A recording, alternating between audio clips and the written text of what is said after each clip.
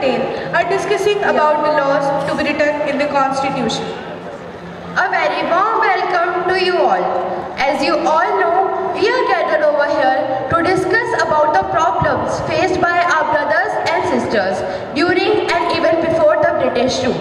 So I would like you all to put forward your points and we will make those accordingly. First, I would like to invite Sardar Patel to express his views. Thank you, Mr. Nehru, for giving me this chance. As we all know, our country is very big to be covered by a single government. I think we should adopt the federal form of government from Canada. And this different form of government will have their own jurisdictions in the different areas. Like the central government will look after the issues of the entire country and the state government will look out of their issues of their particular states. Thank you. Thank you, Sardar Patel. You have given us a very important point to think upon. As we all know, good administration is must for a country to run it properly and prosperously.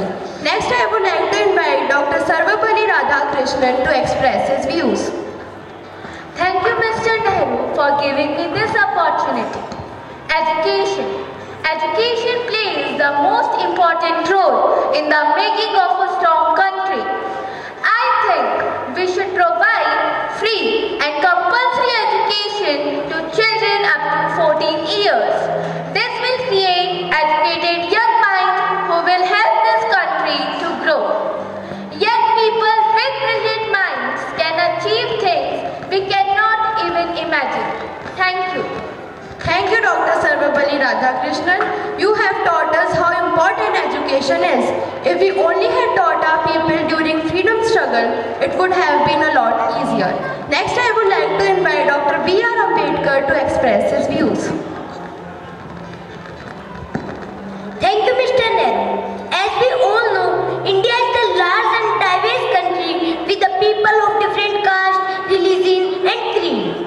I believe the people living in country are equal and give equal right. People should be need to understand this. We can write in our constitution. We can see what people could achieve, what British could achieve by dividing on the basis of religion, and imagine what we could achieve if we work together. Thank you.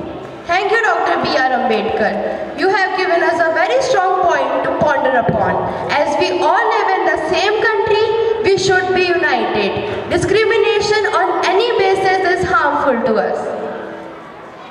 This is how our Indian Constitution was formed.